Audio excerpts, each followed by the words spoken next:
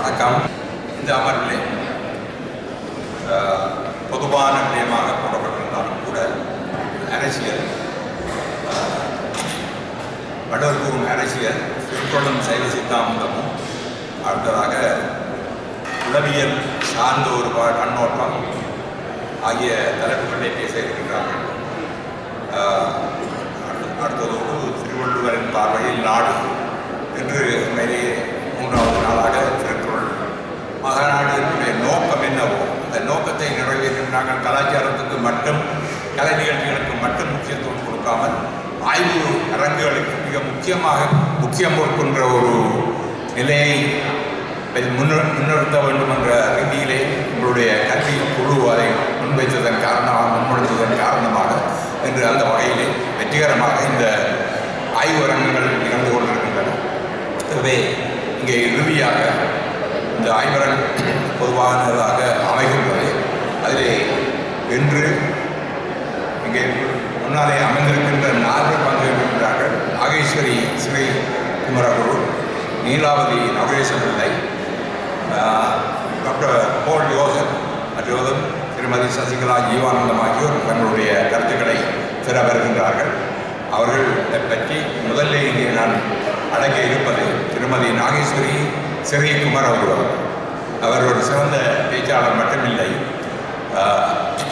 Joke பிராந்திய கல்வி சபையிலே ஒரு கலாச்சார உத்தியோகத்தராக பணியாற்றி கொண்டிருக்கின்றார். அது மட்டுமல்லாமல் அண்ணாமலை பல்கலைக்கழகத்தில் கனடாவுக்கு வந்ததன் பிறகு நமக்கு கற்க வேண்டும் என்ற அந்த ஒரு ஆர்வத்தோடு அண்ணாமலை பல்கலைக்கழகத்தில்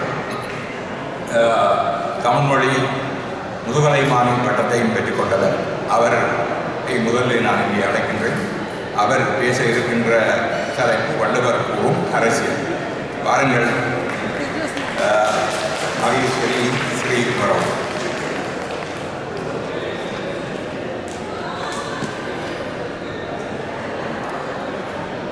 ஆறாவது திருக்குறள் மகாநாட்டில் நிறைவு நாளில் கலந்து கொண்டிருக்கும் அனைவருக்கும் எனது பணிவான வணக்கம். வள்ளுவர் கூறும் அரசியல் என்ற இந்த கட்டுரை தலைப்பிலே அரசியல் பற்றி வள்ளுவர் என்ன கருத்தினை கொண்டிருந்தார் என்பதை மிகச் சுருக்கமாக உங்களோடு பகிர்ந்து கொள்ள வந்திருக்கின்றேன். வள்ளுவரின் அரசியல் என்பது ஒரு சிறந்த ஆட்சியாளர் எவ்வாறு மக்களை வழிநடத்த வேண்டும், ஒரு நல்ல அரசு எப்படி அமைய வேண்டும் என்பதற்கான கருத்துக்களை மிக சுருக்கமாக ஆழ்ந்த அறிவு கொண்டு நோக்கும் வகையில் அமைத்திருக்கின்றார். அது மட்டுமல்ல, இந்த அரசியல் கருத்துக்கள் வெறும் சட்டங்களின் தொகுப்பு அல்லாமல் மாறாக நல்ல ஆட்சி, நேர்மை, அறம் மற்றும் மக்களுடைய நலன்களை முன்னிறுத்துகின்ற கருத்துக்களாக இந்த அரசியல் கருத்துக்கள் அமர்ந்திருக்கின்றன. இந்த அரசியல் கருத்துக்கள் உலக அரங்கிலும் சரி, எங்களுடைய தாய்நாட்டு அரசியல் அரங்கிலும் சரி, அந்த நடவடிக்கைகளுக்கு வழிகாட்டுவனவாக அமைந்திருக்கின்றனவா என்பதைத்தான் நோக்க வேண்டும். அந்த வகையில் அரசியல் திருக்குறளில் எவ்வாறு பேசப்படுகின்றது என்பதனை பார்க்கின்ற போது முதலிலே அரசனுடைய இயல்பு, அரசியல் என்பவற்றை 25 அதிகாரங்களில் மிக அழகாக கூறப்பட்டிருக்கின்றது. அரசியல் என்ற சொல் அரசு இயங்குகின்ற முறையையும் ஆள்வோரையும் அவர்களுடைய செயல்பாடுகளை பற்றி பொதுவாக கூறுகின்ற நிலையிலிருந்து மாறி மக்களுடைய நலன்களில் அது எவ்வாறு பங்கு கொள்ள வேண்டும் என்பதனை மிக தெளிவாக கூறியிருக்கின்றது. அரசன் எனப்படும் ஆட்சி தலைவன் குடியோம்புவனாக இருக்க வேண்டும் என்பதே வள்ளுவருடைய சிந்தனை. இதைத்தான் அவர் காலத்தில் வாழ்ந்ததாக நம்பப்படும் ஔவையார் கூட குடி உயர கோர் உயர்வான் என்று சொல்லி கூறியிருக்கின்றார். மன்னனும் மக்களும் ஒன்று, ஆனால் மன்னனுக்கு மக்களிடமிருந்து வேறுபாடு தருவது ஆட்சி செய்கின்ற முறை என்பதை பிறப்புக்கும் குறிப்பிட்ட வள்ளுவர், அரசன் தெய்வீகத்தன்மை வாய்ந்த ஒரு நிலையில் மக்களை பார்க்க வேண்டும். மக்கள் வருந்தாமல் காக்கின்ற முறையில் அரசன் மனித குலத்தில் பிறந்திருந்தாலும் தெய்வத்தன்மை உடையவனாக கருதப்படுகிறான் என்பதற்கு முறை செய்து காப்பாற்றும் மன்னன் மக்களுக்கு இறையென வைக்கப்படும் என்ற 388வது குறளிலே மிக அழகாக கூறியிருக்கின்றார். ஒரு அரசன் தன்னுடைய நாட்டிற்கு கீழே இயங்குகின்ற நிலையில் அந்த நாடு எவ்வளவு சிறப்பாக இருக்க வேண்டும் என்பதற்கு 3 முக்கிய அம்சங்கள் நிறைவாக இருக்கின்ற போதுதான் அந்த நாடு மிகவும் சிறப்பாக அமையும். உருபசியும் ஓவாப்பிணியும் செருபகையும் சேரில்லாத நாடு.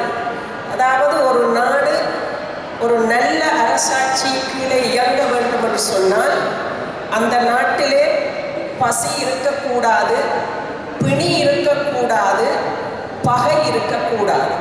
இந்த 3 அம்சங்களும் நிறைவாக அமைகின்ற போது அந்த அரசாட்சி மிகவும் சிறப்பாக அமையும் என்பதை எத்தனையோ நூற்றாண்டுகளுக்கு முன்பே வள்ளுவர் சொல்லிவிட்டு சென்றிருக்கின்றார். திருக்குறளிலே சொல்லப்பட்ட அரசியல் அறநெறிகள் சொல்லப்பட்ட காலத்தை கருத்தில் கொண்டு சொல்லப்பட்டிருந்தாலும் எந்த காலத்திற்கும் எந்த நாட்டு அரசியல் அணுகுமுறைக்கும் அது ஒரு எடுத்துக்காட்டாக அமைந்திருப்பதை காணலாம். அரசியல் அதிகாரங்களிலே அரசனுடைய இயல்பு தொடங்கி இடுக்கண் அழியாமை ஈறாக 25 அதிகாரங்களிலே அரசியல் பற்றியும் ஆட்சி முறை பற்றியும் தெளிவாக எடுத்து கூறியிருக்கின்றார். ஒரு அரசனுடைய ஆட்சியிலே தனக்கென எல்லைகள் வகுத்து அவனுடைய ஆட்சி அமைய வேண்டும். தன்னுடைய எல்லையை மீறி ஆட்சி செய்கின்ற போது அது அவனுடைய இருக்கும் இடத்தையும் எடுத்துக்கொள்ளக்கூடிய ஒரு நிலை ஏற்படும் என்பதை நாடொரும் நாடி முறை செய்யா மன்னவன் நாடொரும் நாடு கெடும்.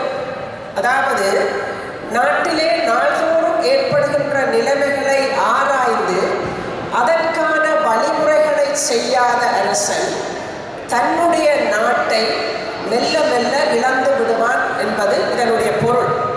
இன்று பல்வேறு நாடுகளிலே நடைபெறுகின்ற போரின் விளைவுகளை இந்த குறளின் மூலம் நாங்கள் அறியக்கூடியதாக இருக்கின்றது.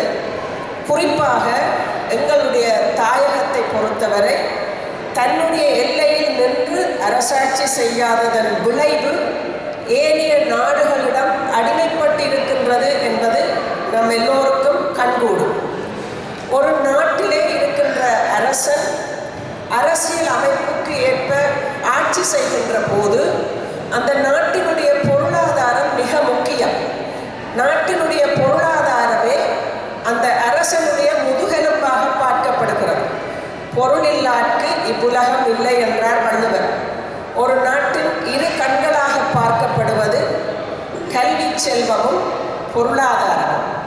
அத்தோடு ஒரு நாட்டிலே பொருளும் கல்வியும் பாதுகாப்பும் என்ற துறைகளில் முழுமை பெற்றிருப்பதே சிறந்த பொருளாதாரம் கொண்ட ஒரு நாடாக அரசு காணப்படுகிறது. இந்த பொருளாதாரத்தை இயற்றலும் ஈட்டலும் காத்தலும் காத்த வகுத்தலும் வல்லது அரசு. ஒரு நாட்டிலே பொருளை ஈட்ட வேண்டும், ஈட்டிய பொருளை பாதுகாக்க வேண்டும், அந்த பாதுகாத்த பொருளை செலவு செய்ய வேண்டும். செலவு செய்கின்ற போது தேவைக்கு ஏற்ப செலவு செய்வதன் மூலம் அந்த நாட்டினுடைய பொருளாதாரம் மிகச் சிறப்பாக அமையும். நிறைவான பொருளாதாரம் கொண்ட ஒரு நாடே சிறந்த அரசியல் அமைப்போடு ஆட்சி செய்யக்கூடிய நிலைமையில் காணப்படும் என்பதை எங்களுக்கு வள்ளுவர் எத்தனையோ நூற்றாண்டுகளுக்கு முன் சொன்ன கருத்து இன்றும் அது நிலைக்கக்கூடிய அளவுக்கு செயற்படுத்தக்கூடிய அளவுக்கு அது இருக்கின்றது என்பதை கூறிக்கொண்டு, நல்ல அரசாட்சி செய்கின்ற அரசனுக்கு பொருளாதாரம் போன்ற கல்வி படைகள் போன்ற பல்வேறு அம்சங்கள் இருந்தாலும் அரசனுடைய பண்புகள் என்று சிலவற்றை குறிப்பிட வேண்டும். எத்தனை வசதிகள் இருந்தாலும் அத்தனையும் கட்டி காக்கின்ற அரசனுக்கென்று சில பண்புகள் இருக்க வேண்டும். அரசன் என்பவன் மக்களை கண்ணாகவும் உயிராகவும் உடலாகவும் கருதினான் என்று சொல்லி பல்வேறுபட்ட இலக்கியங்களில் சான்றோர்கள் வகுத்த செய்யுள்கள் மூலம் நாம் அறிந்திருக்கின்றோம். ஆட்சி செய்கின்ற அரசனுடைய செங்கோல் எப்போதும் நிமிர்ந்து நிற்க வேண்டும், அது சாய்ந்து விடக்கூடாது. அப்படி சாய்ந்து விடுகின்ற போது அந்த அரசியலிலே ஒரு பக்க சார்பான நிலைமைகள் ஏற்படும். ஆகவே செங்கோலால் ஆட்சி செய்கின்ற அரசனே அந்தனர் நோக்கும் அறத்திற்கும் ஆதியாய் நின்றது மன்னவன் கோல் என்ற குறள் மூலம் நாங்கள் அறியக்கூடியதாக இருக்கின்றது. நல்ல அரசாட்சி இருக்கின்ற போது அந்த அரசனுக்கு பக்கபலமாக பல்வேறுபட்ட பணியாளர்கள் தேவை.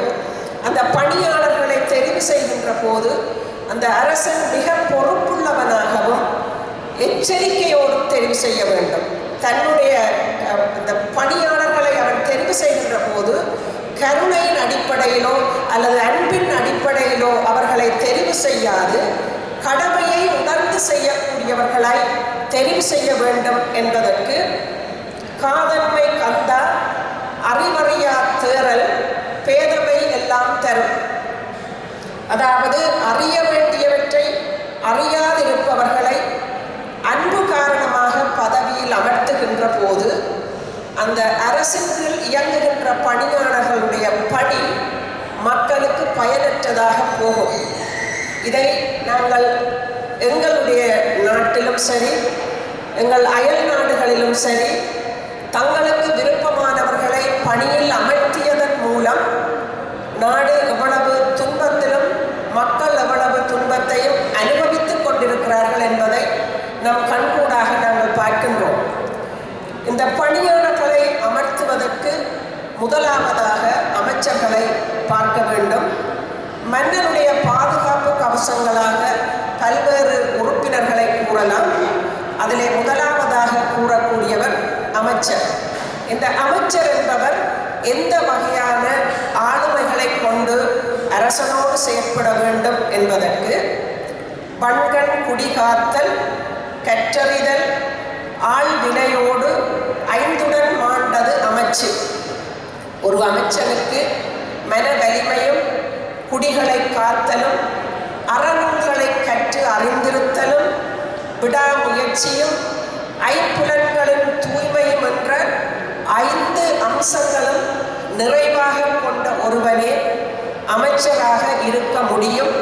அவ்வாறு இல்லாது நண்பனாக இருக்கின்றவர்களை அல்லது குடும்ப உறுப்பினர்களாக இருக்கின்றவர்களை அரசனுடைய அமைச்சர்களாக தெரிவு செய்கின்ற போது அந்த அரசனுடைய அரசியல் அமைப்பிலே பல்வேறுபட்ட மாற்றங்கள் ஏற்படுகின்ற போது அது குடிமக்களை பாதிக்கும் என்பதை வள்ளுவர் மிக அழகாக கூறியிருக்கின்றார். இந்த அமைச்சருக்கு அடுத்த வகையிலே இருப்பவர் மன்னனுக்கு துணையாக நிற்கும் தூதுவர்கள்.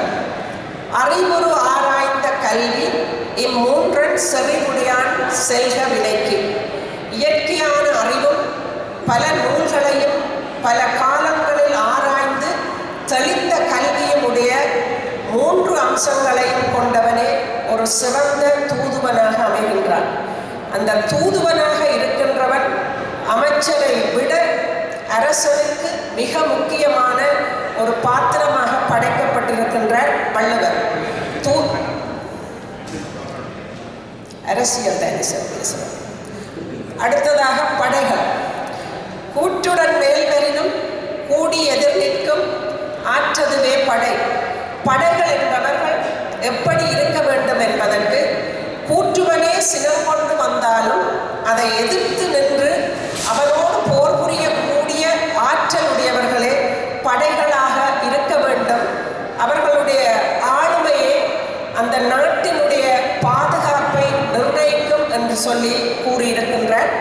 இவை எல்லாவற்றையும் விட அமைச்சர் இருந்தாலும் படைகள் இருந்தாலும் தூதுவர்கள் இருந்தாலும் மக்கள் இருந்தாலும் எல்லாவற்றையும் விட மிக முக்கியமானது காலம், இடம். ஒரு பொருளதிகாரத்திலே 59 தொடக்கம் 72 வரையான குறட்பாடு அரசுக்கு எவ்வளவு முக்கியம் என்பதை மிக தெளிவாக கூறியிருக்கின்றார். பகல் வெல்லும் கூகையை காக்கை இகல் வெல்லும் வேந்தற்கு வேண்டும் பொழுது. கூகை என்ற பறவைக்கு பகலிலே கண் தெரியாது. அது காகத்திடம் பகலிலே செய்கின்ற போது அந்த காகம் இலகுவாக அந்த கூகையை கொன்றுவிடும். அதுபோல ஒரு மன்னனும் தன்னுடைய வெற்றியை நிலைநாட்ட வேண்டும் என்று சொல்லி சொன்னால் காலம் இடம் என்பது மிக முக்கியமானது ஒன்று.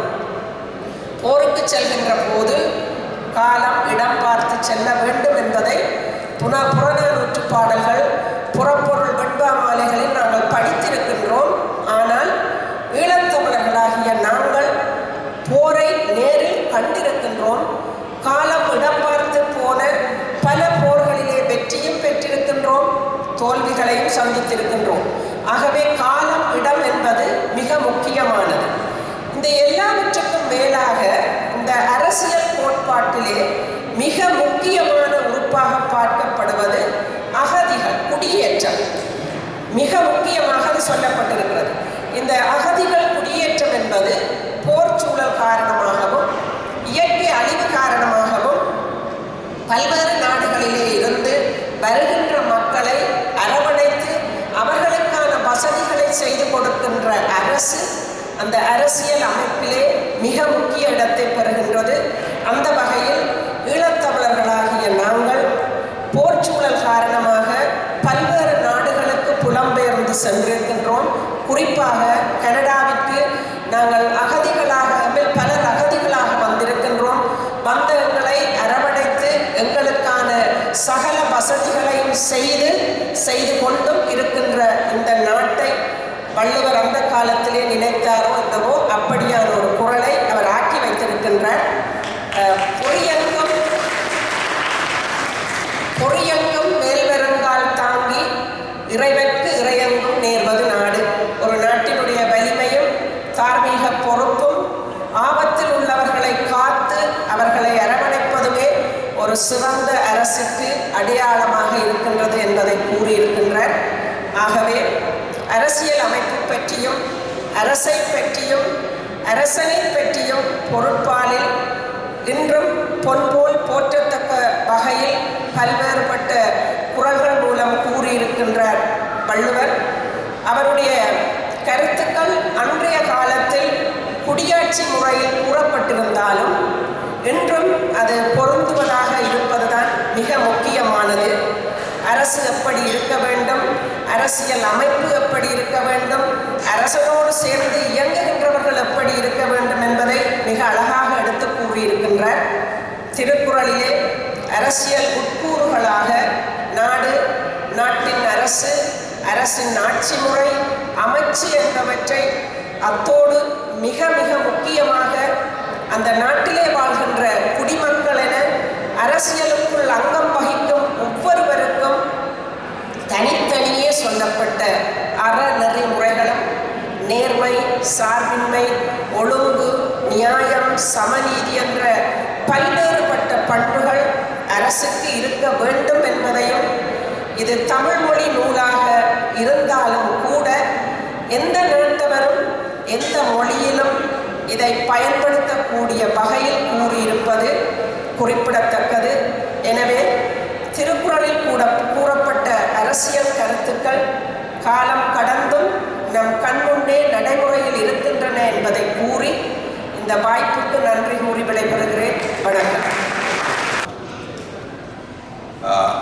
அருமையான ஒரு தொகுப்பாக வள்ளுவரின் அரசியல் பார்வையை, அதாவது வள்ளுவன் சொல்வான், படை குடி ஊழ் அமைச்சு அந்த ஆறையும் தொகுத்து அவர் தன்னுடைய சுருக்கமான முன்னுரையிலே தந்திருக்கின்றார். சுருக்க உரையிலே உண்மையிலேயே அவருடைய அந்த பார்வை எல்லாத்தையும் உள்ளடக்க வேண்டும் என்ற அந்த பார்வை அவருடைய வந்திருக்கின்றது என்பதை நீங்கள் உணர்ந்திருப்பீர்கள். அவருக்கு முதலே பாராட்டை கூறிக்கொண்டு நீங்கள் ஏதாவது இருந்து கேள்வி கேட்பதாக இருந்தால் கேள்வி கேட்கலாம். கருத்துக்கள் சொல்வதாக இருந்தாலும் கூட சுருக்கமாக. ஆமாம், என்ன சொல்கிறேன்னா, அரசியலில் கருத்து வேறுபாடுகள் இருக்கலாம். நான் பிரபாயில் கூட கருத்துக்களை நீங்கள் தெரியப்படுத்தலாம் என்பது தான் மிக முக்கியம். என்ற அவருடைய கட்டுரையை தொகுத்து மாற்றி எழுதுவதற்கு உங்களுடைய கருத்துக்கள் உதவியாக இருக்கும் என்பதுதான் எங்களுடைய நோக்கம். நான் சொல்ற நேரம் முக்கியமானது. உண்மையிலே வள்ளுவருடைய அந்த அரசியல் முறையை தவறி நடந்தால் என்ன நிலவு விளைவு ஏற்படும் என்பதற்கு எங்களுடைய தாயம் ஒரு சிறந்த ஒரு வரலாற்று பதிவாக இருக்கிறது. எப்படி நாங்கள் மக்களை பதைக்கக்கூடிய முறையில் எங்களுடைய அரசு அமைந்தால் எவ்வளவு தூரத்துக்கு நாங்கள் மிகவும் துன்பத்தை சந்திப்போம் என்பதற்கு வள்ளுவர் கூறியதனுடைய எதிர்மறை விளைவுகளை நாங்கள் தாயகத்தில் மட்டுமல்ல எங்களுடைய தமிழ்நாட்டிலும் அது நடக்கிறது. இவருக்கு பாராட்டுகள். அருமையான ஒரு அழைப்பிலே அழகாக இருக்கிறீர்கள். வாழ்ந்த உண்மையிலே சுடரோட நாடு எப்படி இருக்க வேண்டும் என்பது அது அரசியலை பொறுத்தளவு அரசியலுக்கு பலவிதமான கண்ணோட்டங்கள் பலவிதமான பார்வைகள் இருக்கின்றது. இன்றைய நிலையிலே இருக்கின்ற என்ன வள்ளுவர் எல்லாத்தையும் சொல்லியிருக்கார். செங்கோன்மையும் சொல்லியிருக்கார், கொங்கோன்மையும் சொல்லியிருக்கிறார். அப்படிங்கிற அமைச்சர் அமைய வேண்டும். அரசனுக்கு இடித்து கூறுகின்ற எதிர்கட்சியாகவும் அமைச்சர் இருக்க வேண்டும் என்பதையும் வள்ளுவர் குறிப்பிட்டிருக்கிறார் என்பதை நாங்கள் கருத்தில் கொள்ள வேண்டும். என்னுடைய அவருடைய இவை எல்லாமே தொக்கு நிற்பதை நாங்கள் காணக்கூடியதாக இருந்தது. அவை அவர்களுக்கு இந்த இடத்திலே மீண்டும் நன்றியை கூறி உங்களுடைய கரகோடு அடுத்த பேச்சாளர் அமைகின்றேன். இவர் உண்மையிலேயே மிக ஒரு அனுபவம் வாய்ந்த சைவத்தோடு தன்னை இணைத்து கொண்ட ஒரு இடத்திலே ஆசிரியராக இருந்தவர். இங்கே வந்து தமிழ் கல்வி பல பிராந்தியங்களிலே பீல் பிராந்தியம், ஜோ பிராந்தியம், டொரண்டோ பிராந்தியம் ஆகிய 3 கல்வி வலயங்களிலும் அவர் பணியாற்றினார் ஆசிரியராக. அது மட்டுமில்லாமல் சைவ பேரவை செயலாளராகவும் இன்றும் அவர் தொலைவழியில் அந்த கல்வியை பல்வேறு நாடுகளில் உள்ளவர்களுக்கும் செய்து கொண்டிருக்கின்றார். அவரை பொழுதுக்கு அழைக்கின்ற நீலாவதி நவரேஸ்வரி அவர்கள் பாருங்கள். அனைத்துலக 6வது திருக்குறள் மகாநாடு இங்கே நடைபெறுகிறது. அது முதல் வரவேற்கத்தக்கது. எங்களுடைய நாட்டில் நாங்கள் வாழுகின்ற புலம்பெயர்ந்து வாழுகின்ற நாட்டில் இது நடைபெறுவது உண்மையிலேயே ஒரு மெச்சத்தக்கது, பெருமைக்குரியது, மகிழ்ச்சிக்குரியது. நாங்கள் எல்லோரும் கலந்து கொள்ளக்கூடிய முறையில் எங்களுடைய நாட்டிலே நடக்கிறபடியால் அது எங்களுக்கு விசேஷமாக இருக்கிறது. அனைவருக்கும் வணக்கம் கூறி, ஆன்மாக்கள் சார்ந்ததன் வண்ணம் சாரக்கூடியவை. தானாக தன்னுடைய அறிவை தானாக துலங்க செய்ய முடியாது, அதை துலக்க வேண்டும். அந்த வகையில் இவ்வளவு நேரமும் அரசுக்குள்ளேயும் நாட்டுக்குள்ளேயும் மன்னர் அரண்மனையும் சார்ந்திருந்த ஆன்மாக்களை நான் இப்பொழுது ஆன்மீகத்துக்குள்ள இழுத்து கொண்டு செல்ல போகின்றேன். ஆன்மீகத்துக்கு வரைக்குள்ள அங்கேயும் சார்ந்ததன் வண்ணமாக நிற்கக்கூடியவைதான் நாங்கள் எல்லோரும், ஆன்மாக்கள் எல்லோரும். அந்த வகையில் திருக்குறளும் சைவ சித்தாந்ததும் என்ற தலைப்பில் சைவ சித்தாந்த நூல்களை எழுதிய ஆசிரியர்கள் அநேகமாக 13ஆம் நூற்றாண்டின் பிற்பகுதியிலும் 14ஆம் நூற்றாண்டிலும் அதற்கு பின்னாலும் வாழ்ந்த காலப்பகுதியைச் சேர்ந்த ஆசிரியர்கள் எழுதிய நூல்களில் எவ்வாறு காலத்துக்கு முந்தைய திருக்குறள் திருவள்ளுவருடைய சிந்தனைகளை தங்களுடைய பாடல்களில் சேர்த்து வைத்திருக்கிறார்கள் என்பதைத்தான் என்னுடைய கட்டுரையில் நான் உங்களுக்கு கூறப்போகின்றது. தெய்வப்புலவர் திருவள்ளுவர் அருளி செய்த திருக்குறள் உலகம் போற்றும் நீதி நூல். பொருட்பாலை பேசுபொருளாக கொண்டமையால் அவை கூறும் சைவ சித்தாந்த கருத்துக்களை இனங்காணுதல் அவசியமாகும். எங்களுக்கு தரப்பட்ட ஃப்ரேம்வொர்க் வந்து பொருட்பாலுக்குள்ளேயும் அந்த 70 அதிகாரங்கள் தந்திருக்கிறார்கள். 700 குறள்கள் அதுக்குள்ள அடங்குகின்றன. அந்த 700 குறள்களையும் உங்களுக்கு நான் ஒரு பாட்டு மூலமாக உங்களுக்கு சொல்லி போட்டு மீதியை தொடர்கின்றேன். திருவள்ளுவர் மாலையில் போக்கியார் பாடிய பாடல் அரசியல் 5, அமைச்சியல் 2, உருவல் அரண் 2, ஒன்று ஒன்கூழ், இருவியல் திண்படை நட்பு 17, குடி 13, வெண்பொருள் ஏழாம். இந்த 70 பாடல்களையும் 70 அதிகாரங்களையும் இதற்குள்ள போக்கியார் பாடி வைத்திருக்கின்றார். அதைத்தான் அந்த இந்த முறை திருக்குறள் மாமன்றம் எங்களுக்கு தரப்பட்ட பேசுபொருள். மெய்கண்ட சாத்திர நூல்களிலும் திருமூலர் அருளிய திருமந்திரத்திலும் இடம்பெறும் சைவ சித்தாந்த கருத்துக்களை தமக்கு முன்னால் வாழ்ந்த திருவள்ளுவர் மிக சிறப்பாக குறள் வாயிலாக விளக்கியிருக்கிறார் என்பதை எடுத்துக்காட்டி சிந்திப்பதே இக்கட்டுரையின் நோக்கமாகும். மன்பதை உய்யும் பொருட்டு ஒப்பில்லா ஒரு நூலை அளித்த பெருமை வள்ளுவருக்கு உண்டு. எச்சமயத்தவரும் போற்றுமாறு திருக்குறளை அருளியமையால் அவர் வான்புகழ் வள்ளுவன், இது பாரதியாருடைய கூற்று என்று போற்றப்பட்டார். சைவ சமயம் மிக பழமையானது என்பது ஆராய்ச்சியாளர் கண்ட முடிவு. பண்டை தமிழ் இலக்கண நூல்களாகிய தொல்காப்பியம், எட்டுத்தொகை, பத்துப்பாட்டு முதலான சங்க இலக்கியத்திலும் சைவ சித்தாந்த கருத்துக்களை காண முடிகிறது. சிலப்பதிகாரம், மணிமேகலை போன்ற காப்பியங்களிலும் சைவ சமய கருத்துக்களை இளங்கோவும் சாத்தனாரும் பதிவு செய்துள்ளார்கள். அக்காலத்தில் வாழ்ந்த மன்னர் முதல் மக்கள் வரை சமய பொறையை கடைப்பிடித்தவர்கள்.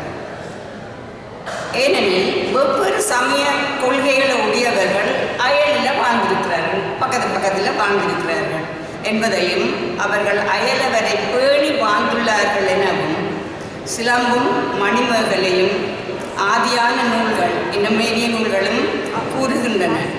ஆகையினால் அக்கால சமுதாயம் எல்லா சமயங்களையும் மதிப்பவர்களாக வாழ்ந்திருக்கிறார்கள், எல்லா கோயில்களுக்கும் போவர்களாகவும் வாழ்ந்திருக்கிறார்கள் என்பதையும் கூறாமல் கூறுகின்றன பழந்தமிழ் நூல்கள். அப்போ பழந்தமிழ் நூல்களிலேயே இதெல்லாம் நிறைய சொல்லப்பட்டிருக்கிறது. நாங்கள் சிலப்பதிகாரம் படிக்கைக்குள்ள பக்கத்திலேயே எல்லா கோயில்களும் ஓரளவு தூரத்தில் கோட்டமன்று அங்கே கோயில்கள் இருந்திருக்கின்றன. எல்லா சமயத்தவரும் எல்லா கோயில்களுக்கும் போய் சமய வேறுபாடு இல்லாமல் சமய பொறையை கடைப்பிடித்த ஒரு காலமாக இருந்திருக்கிறது. அந்த வகையில் திருவள்ளுவருக்கு அறக்கருத்துக்களையும் அதனை மனித சமுதாயத்திற்கு குறித்த ஒரு சமயம் இன்றி எல்லோருக்கும் பொதுவாகவும் ஏற்புடையதாகவும் கூற வேண்டிய தேவை இருந்திருக்கிறது. சிவனை முழுமுதற் கடவுளாக கொண்ட சமயம் சைவ சமயம். சைவ சமயத்தின் தத்துவ பிரிவு சைவ சித்தாந்தம். சித்தாந்தம் என்பது சிந்தித்து கண்டு அறிந்த முடிவான உண்மை என பொருள்படும். அந்தமண்ட முடிவு, சித்தாந்தம் சிந்தித்து கண்ட முடிவு. ஆன்மீகம் தொடர்பான பல்வேறு கருத்துக்களையும் ஆராய்ந்து சிந்தித்து முடிந்த முடிவாக காணப்பட்டது சைவ சித்தாந்தம். தர்க்க ரீதியானதும் அறிவியல் பூர்வமானதும். இப்போ தர்க்க ரீதியாக நிறுவப்படக்கூடியது எந்த கருத்தையும் இறைவன் இருக்கிறாரா, ஆன்மா இறைவனுக்கு உயிர்களை படைக்கவில்லை என்று சொல்லப்படுகிறது. அப்போ அந்த படைக்காததுக்கெல்லாம் தர்க்க ரீதியாகவும் அறிவியல் பூர்வமாகவும் விஞ்ஞான பூர்வமாகவும் அங்கே நிறுவப்படக்கூடியது சைவ சித்தாந்தம். இந்த அடிப்படையில் சைவ சித்தாந்தம் ஆராயும் பொருட்கள் 3. அவை பதி, பசு, பாசம். இவை 3ம் அனாதியானவை, நித்தியமானவை, தோற்றமோ அழிவோ இல்லாதவை. அப்போ 3மே ஒரு பிறாலும் படைக்கப்பட்டவை அல்ல, அது தோன்றியதும் அல்ல, அழியக்கூடியதும் அல்ல, நித்தியமானவை. இந்த கருத்துக்களை அமைந்த சைவ சித்தாந்த நூல்கள் 14. அதற்கு பின்னால் வந்த நூல்களும் இருக்கின்றன. அந்த சைவ மெய்கண்ட சாத்திரங்கள் அந்த வகையில் வரையறுக்கப்பட்டது 14 நூல்கள். அதற்கு பின்னாலும் பல நூல்கள் தோன்றி இருக்கின்றன. அந்த 14 நூல்களையும் உந்தி, களிறு, உயர்போதம், சித்தியர், பின்திருவா, உண்மை, பிரகாசம், வந்த அருட்பண்பு, வினா, போற்றி, கொடி, பாசமிலா நெஞ்சுகுடு தூது, உண்மை நெறி, சங்கற்பம், முற்று. இதில் 14 நூலையும் சொல்லியிருக்கணும். திருவுந்தியார், திருக்களிற்றுப்படியார், திருக்களிப்படியார், விஞ்ஞான போதம், சித்தியர், 20 உண்மை விளக்கம், சிவப்பிரகாசம், போற்றி பெற்ற வினாவெண்பா, குட்டிப்பவரடை கொடிக்கவி நெஞ்சு விடுதூது உண்மை நெறி விளக்கம் என்று 14 நூல்கள் இந்த பாடல்களில் சொல்லப்பட்டிருக்கிறது. இந்த நூல்களில் இருக்கின்ற சில கருத்துக்களை தான் நான் இப்பொழுது உங்களுக்கு சொல்லலாம் என்று நினைக்கின்றேன். இதில் முதலாவது சிவஞான போதங்காட்டு திருக்குறள் கருத்து.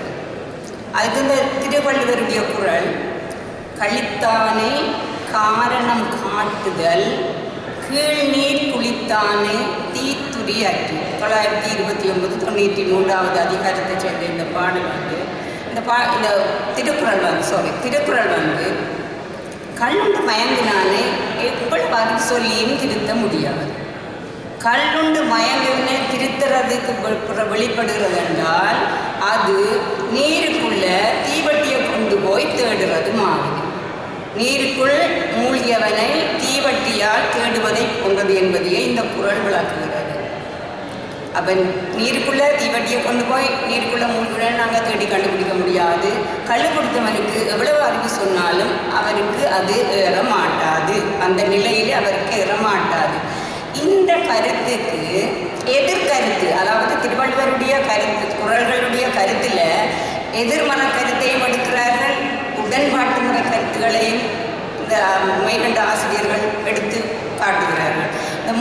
இந்த குறள் வந்து எதிர்மறை கருத்தில் சிவஞான போதத்தில் எடுத்துக்காட்டின 10ஆம் நூற்பாவில் 12 நூற்பாக்கள் இருக்கிறது. 12 நூற்பாக்கள் 40 அடிகளை கொண்டது. 39 அதிகரணங்களை கொண்டது. 81 வெண்பாக்களை கொண்டது.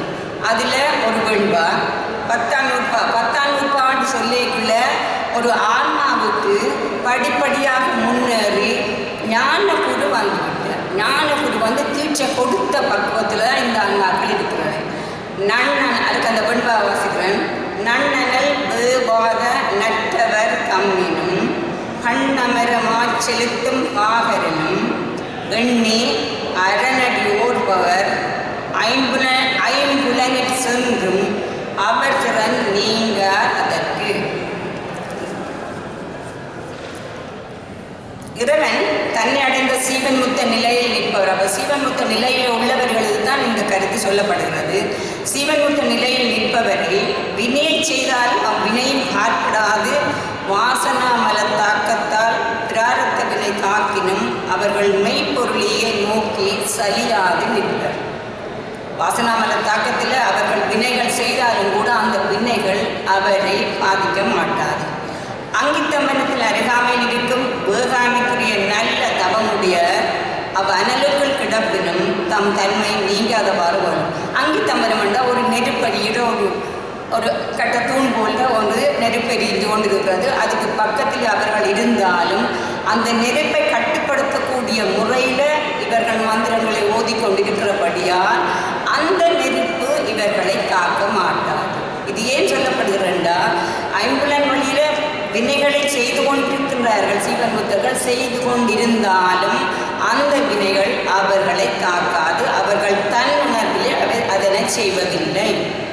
எல்லாமே இறைவன் மயம் சிவன் மயம் என்று நினைத்து கொண்டு எல்லா செயலும் அவன் செய்கிறான், அவன் எங்களை கருவியாக கொண்டு செய்கின்றான் என்ற அந்த சரணடைந்த நிலையில் அவர்கள் செய்கின்றபடியால் அவர்களை தாக்க மாட்டார். இதுக்கு உண்மையா என்ன சொல்கிறாருன்னா, நடக்கும் கதியை அறிந்து அதன்படி அக்குதிரையில் ஊர்கின்றவர் அக்குதிரையின் தன்மையை நன்கு கற்று தெளிந்து அக்குதிரையின் வேகத்தால் தன் துணிவை இழக்காத பாவனை போலவும். இந்த பாட்டில் வந்தது பண்ணமரமா செலுத்தும் பாகரிலும், அதாவது இந்த குதிரையை செலுத்தக்கூடியவர் அவனுக்கு அந்த குதிரையின் வேகம் தெரியும், குதிரையை கண்ட்ரோல் பண்ண தெரியும். எந்தளவு வேகத்தில் குதிரை சென்றாலும் அவன் தன்னுடைய கட்டுப்பாட்டுக்குள்ள வைக்கக்கூடிய திறமை உடையவனாக இருக்கிறபடியால் தன் துணிவை இழக்காத பாகனை போலவும். எண்ணி அரணடி ஓர்பவர் ஐம்புலன் அறிவுக்குள் அகப்படாமைக்கு உபாயம் யாது என்று தெளிந்து. இந்த புலன்கள் வழி செல்லைக்குள்ள புலன்களுக்கு பின்னாலே நாங்கள் செல்ல இன்னும் உலகியல் இன்பத்துக்குள்ள போகும். அந்த உலகியல் இன்பத்துக்குள்ள போகாமல் இருக்கிறது என்றால் இந்த புலன் வழியை கட்டுப்படுத்துறது எவ்வாறு என்பது சீவன் முத்தர்கள் அதை தாண்டி அவர்கள் ஆட்கொள்ளப்பட்டிருக்கிறார்கள். அந்த வகையில் அவர்கள் திருவருளிலேயே லைத்து நிற்கிறபடியா அவர்களுடைய வினைகள் அவர்களை தாக்க மாட்டாது. வினைகள் என்று சொல்லியிருக்கிற 3 வினைகள் இருக்கிறது. சஞ்சித வினை, பிராரத்த வினை, ஆகாமிய வினை. சுருக்கமாக அதுக்கு விளக்கந்தாரன் சஞ்சித வினை நாங்கள் எத்தனையோ பிறவிகளில் செய்து மூட்டையாக சேர்த்து வைத்திருக்கிறது சஞ்சித வினை. இந்த ஒரு பிறவியில் நாங்கள் அனுபவிப்பதற்காக அந்த சஞ்சித வினையில் இருந்து ஒரு பகுதியை கொண்டு வருகிறோம். அந்த கொண்டு வந்த வினையை நாங்கள் அனுபவித்தே இருக்க வேண்டும். அந்த பிராரத்த வினையினுடைய தன்மைக்கு தான் நாங்கள் எவ்வாறு பிறக்கிறோம், எங்கே பிறக்கிறோம், எவ்வளவு படிக்கிறோம், என்னத்தை அனுபவிக்கிறோம், என்ன மாதிரி எங்களோட வாழ்க்கை அமைகிறது, என்ன மாதிரி எங்களுக்கு பிள்ளைகள் அமைகிறது, சகலதும் எங்களுடைய பிராரத்த வினையின்படி எங்களுக்கு நடைபெறுகிறது. அந்த பிராரத்த வினையை நாங்கள் நுகரும் பொழுது, பயன்படுத்தும் பொழுது, புசிக்கும் பொழுது இன்னும் வீட்டிக் கொண்டிருக்கிற நன்மதீமைகள், இன்னும் வீட்டிக் கொண்டிருக்கிற நன்மதீமைகள், அந்த நன்மதீமைகள் ஆகாமிய வினை எனப்படும். இந்த வினையை நீங்கியவர்கள் தான் அப்பர், சுந்தரர், மாணிக்கவாசர், சம்பந்தர் எல்லார். அவர்களும் மற்ற பெற்றன கிண்டினேன் திரு பாதமே மனம் பாவித்தேன் பெற்றலும் பிறந்தேன் இனி பிறவாத தன்மை பந்தெய்தினேன் என்று சொல்லுகிறார். அப்போ இனி பிறவாத தன்மை வாய்ந்தாண்டேன் என்றால் அவர் எவ்வளவு ஆணித்தரமாக சொல்லுகிறார். இனி எனக்கு பிறப்பில்லை, என்னுடைய வினைகள் முழுக்க கழிந்து விட்டதென்று. அதே மாதிரி ஒரு திருப்பல்லாண்டிலும் சீரன் திருவம் பொலிய சிவலோக நாயன் சேவடிக்கு ஆறும் வராத அறிவு பெற்றதார் பெறுவார் உலகில். அப்போ இந்த அறிவை யார் உலகில் பெற்றிருக்கிறார்? யாருமே வராத அறிவை பெற்றிருக்கிறார் என்று சேந்தனார் பாடுகிறார். இந்த வகையில் அடுத்த குறளை நான் பார்க்கிறேன்.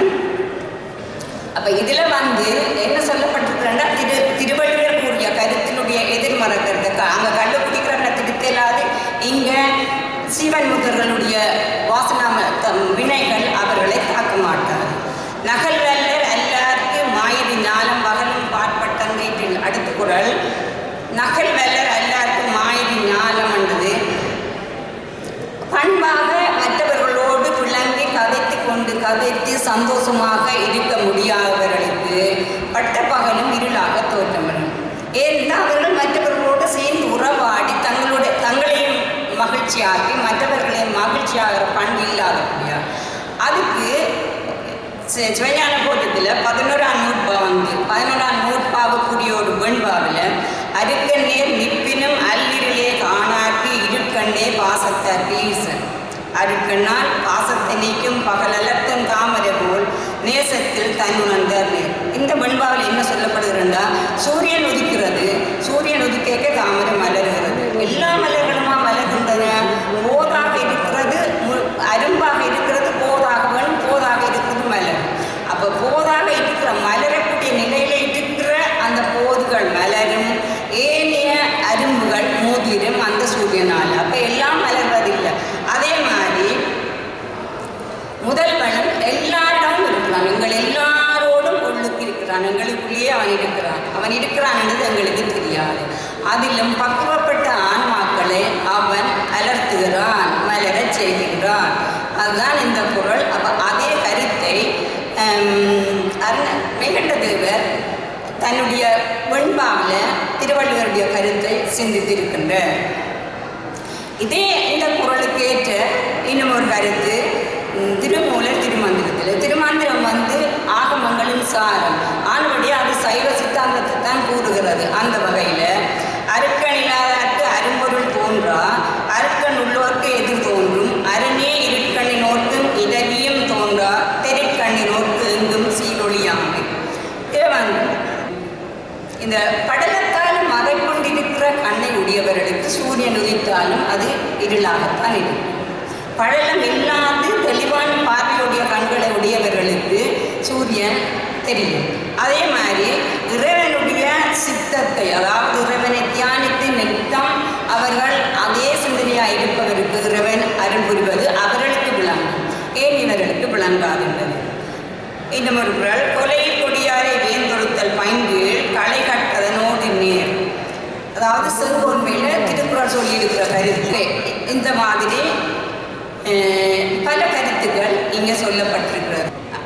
கடைசியாக ஒரு குரலுடன் படைச்செருக்கில் சொல்லப்பட்ட குரல், விழித்தகன் வேல் கொண்டு எறிய அழித்து இமைப்பின் ஒட்டு அன்றோ வன்கணவர்க்கு. இதில் இந்த குரலின் கருத்து என்னென்னா, பகைவரை வெகுண்டு நோக்கிய கண், அதாவது சினந்து நோக்கிய கண், பகைவர் வேல் கொண்டு எறியக்குள்ள அந்த வேலை எதிர்கொள்ள முடியாமல் கண் நிமைத்து விட்டாரா இருந்தால் அந்த கண் நிமைப்பொழுதில் அவர் புறம் சென்றவராக ஆகிவிடுகிறார். அந்த கண் நிமை பொழுதினுடைய முக்கியத்துவத்தை திருவள்ளுவர் இதில் ஒரு வீரனோடு சொல்லப்பட்டிருக்கிறார். அதே மாதிரி அருந்தவர்கல்லால் அணுகலும் ஆகான் விரைந்து தொழப்படும் வெண்மதியானே. திருமந்திரத்திலும் இந்த இது சொல்லப்பட்டிருக்கிறது. திருமூலர் எப்படி சொல்கிறார்? கணப்பொழுதையும் வீணாக்காமல், சீவன் முத்த நிலையில் இருக்கின்ற ஆன்மாக்கள் கணப்பொழுதையும் வீணாக்காமல் இறை சிந்தியோடு இருக்க வேண்டும். இல்லாவிட்டால் அவர்களும் சருகி கீழே வரலாம் என்று. இந்த திருவள்ளுவருக்கு தெய்வ புலவர் என்ற பெயர் யார் கொடுத்தது? அதை நாங்கள் ஆராய வேண்டும்.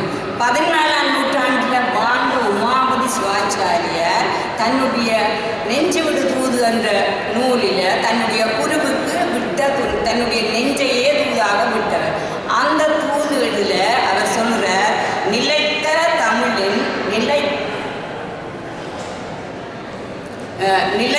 தமிழின் தெய்வ புலவர் சொல்லிய வார்த்தை. தெய்வ புலவர் சொல்லிய வார்த்தை என்றால் ஐம்பொருள்களின் பின்னால் போகாதீங்கோ, நீங்கள் ஐம்புலன் வழியை உங்களுக்குள்ள கட்டுப்படுத்துங்கோ என்று சொல்லி, ஐம்புலன்களில் எங்களுக்குள்ள நாங்கள் கட்டுப்படுத்த வேண்டும் என்பதை சொல்லி தெய்வ புலவர் என்ற பெயரை உமாபதி சிவாச்சாரியார் என்ற புறச்சந்தானாச்சாரியாரில் கடைசியாகும். மெய்கண்டதேவர் அருண் சிவாச்சாரியார், மறைஞான சம்பந்தர், உமாபதி சிவாச்சாரியர். அந்த உமாபதி சிவாச்சாரியார் தான் திருவள்ளுவருக்கு தெய்வ புலவர் என்ற பெயரை கொடுத்திருக்கிறார் என்று கூறி வாய்ப்பு தந்த இந்த மகாநாட்டுக்கு அழைப்பு வைத்த திரு சிவபால ஆசிரியர் அவர்களுக்கும் இங்கே கூட்டியிருக்கின்ற அனைவருக்கும் கூடி என்னோடு கருத்தை தெரிவித்த அனைவருக்கும் எனது வணக்கத்தை கூறி அமைகின்றேன். நன்றி, வணக்கம். நன்றி. இது எடுத்துக்கொண்டபடியே வள்ளுவரோடு சைவ சித்தாந்தம் அவ்வளவு பொருந்தி போகிறது என்பதை காட்டுவதற்காக நாம் சொல்வார்கள், சைவ சித்தாந்தம் அது கடவுள் மனிதனுக்கு செல்வது என்று சொல்வார்கள். ஆனால் திருக்குறள் மனிதனுக்கு சென்ற அந்த விடயத்தை ரெண்டையும் ஒப்பிட்டு எவ்வளோ தூரத்துக்கு அது சரியாக போகிறது அல்லது என்றதை மட்டும் அவர்கள் சில கருத்துக்களோடு சொல்லியிருந்த அடுத்த உரையாளர்கள் நான் அழைக்கலாம் நினைக்கின்றேன். அடுத்த உரையாளர் சசிகலா ஜீவானந்த் அவர்கள். அவர் திருவள்ளுவரின் பார்வையில் நாடு என்பதை பற்றி பேச வருகின்றார். நாடு என்றால் தெரியும் எப்படியாக இருக்க வேண்டும் என்ற அந்த கருத்துக்களை எல்லாம் இங்கே முன்னுக்கு வைக்க வருகின்றார் என்று நான் நினைக்கின்றேன். ஆகவே அவருடைய உரையிலே என்னென்ன கருத்துக்கள் தொட்டு வருகின்றன என்பதை அது ஒரு பதியும் ஓவாப்பணியும் செருவகையும் சேராது இயல்பது நாடு என்று சொல்வார்கள். அதே போல அவருடைய இந்த உரையிலே நாடு எப்படியெல்லாம் அமைந்திருக்க வேண்டும், இப்பொழுது எப்படி அமைந்திருக்கின்றது என்பதை ஒப்பிட்டு பார்ப்பார் நினைக்கின்றேன். அந்த வகையிலே அவர் இங்கே ஒரு ஆய்வகத்தில், அதாவது ஒரு லேபிலே ஒரு டெக்னிக்கல் அசிஸ்டண்டாக பணியாற்றி கொண்டிருக்கிறார். அது மட்டும் இல்லாமல் அண்ணாமலை பல்கலைக்கழகத்தில் தனது தமிழ் காரணமாக பட்டதாரியாகவும் தன்னை ஆக்கிக்கொண்டு தமிழில் மிக தீவிரமாக கற்றுக்கொண்டு இயங்கி வருகின்றார் என்பதை கூறிக்கொண்டு அவரை இப்போது அழைக்கிறேன்.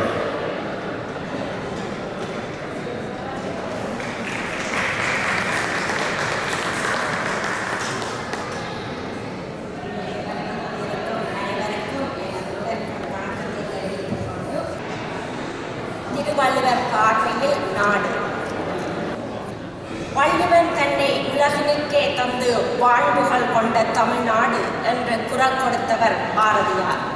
திருவள்ளுவர் உலகெங்கும் வாழும் மக்களின் வாழ்வியலுக்கு வழிகாட்டும் அனைத்து கருத்துக்களையும் திருக்குறளில் தந்துள்ளார். அவரது கருத்துக்கள் காலம் கடந்து எக்காலத்துக்கும் பொருந்துவனவாக இன மத மொழி கடந்து அனைவருக்கும் பொருந்துவதால் திருக்குறள் உலக பொதுமறை என கூறப்படுகின்றது. திருவள்ளுவர் பார்வையில் நாடு என்பது ஓர்